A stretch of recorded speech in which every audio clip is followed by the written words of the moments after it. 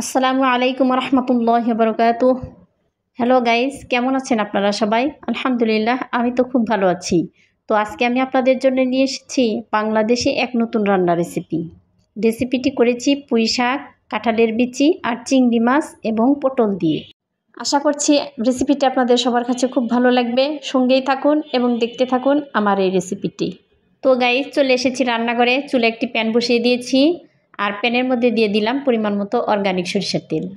তেল গরম হয়ে আসলে দিয়ে দিচ্ছি 4 চা চামচ পেঁয়াজ পেস্ট, 1 চা চামচ রসুন পেস্ট, 1 চা চামচ জিরা পেস্ট।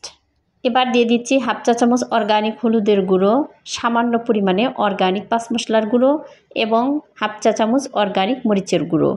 অর্গানিক হলুদ, মরিচ এবং 5 মশলার গুঁড়ো সম্পূর্ণ আমার নিজের হাতে তৈরি মশলা, 100% পিওর খাঁটি মশলা। এবার সবগুলো মশলা খুব ভালোভাবে তেলে ফ্রাই করে নিব।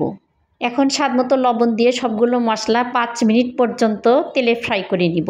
এই মশলা ফ্রাই করার সময় অবশ্যই চুলার আঁচটা মিডিয়াম টু লো রাখতে হবে, তা না হলে মশলা পুড়ে যেতে পারে বা কড়াইয়ে লেগে যেতে পারে।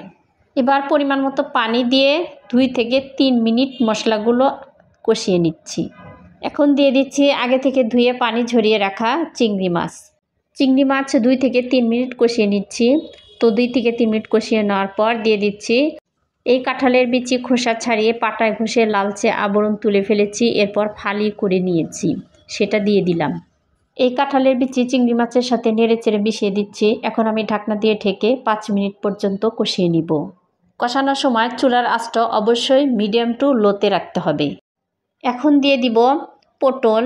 এই পটল আমি আগে থেকেই ধুয়ে পানি ঝরিয়ে স্লাইস করে কেটে নিয়েছিলাম, সেটা দিয়ে দিচ্ছি।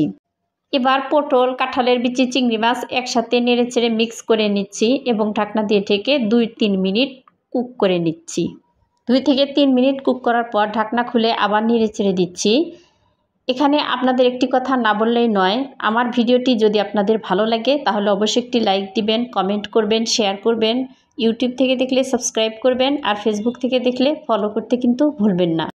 এবার পরিমাণ মতো পানি দিয়ে দিচ্ছি। পানি দিয়ে নেড়েচেড়ে মিক্স করে নিচ্ছি। এরপর আমি দিয়ে দিচ্ছি আগে থেকে ধুয়ে পানি ঝরিয়ে রাখা পুঁই শাক। এই পুঁই শাক আমার বারান্দায় আমি লাগিয়েছিলাম। নিজের হাতে গড়া পুঁই শাক দিয়ে রান্না করছি, বুঝতেই পারছেন কতটা এক্সাইটেড। এবার স্বাদমতো লবণ দিয়ে দিচ্ছি, যেহেতু একটু পানি দিয়েছি। তো এখন নেড়েচেড়ে ঢাকনা দিয়ে ঢেকে সিদ্ধ হওয়া পর্যন্ত কুক করে নিচ্ছি। দেখুন গাইস, কতটা সুন্দর হয়েছে এই শাকের কালারটা, আর তরকারিটা কতটা লোভনীয় দেখাচ্ছে। বাংলাদেশি নতুন এই রান্নার রেসিপিটা অবশ্যই বাসায় ট্রাই করবেন, সবাই আপনার ফ্যান হয়ে যাবে। আমার রান্না কমপ্লিট, দেখতেই পেলেন গাইস কত সুন্দরভাবে এবং খুব সহজে রান্নাটা করে নিলাম। এবার চুলাটা অফ করে দিচ্ছি। অবশ্যই আপনারা বাসায় কিন্তু ট্রাই করবেন। আল্লাহ হাফেজ।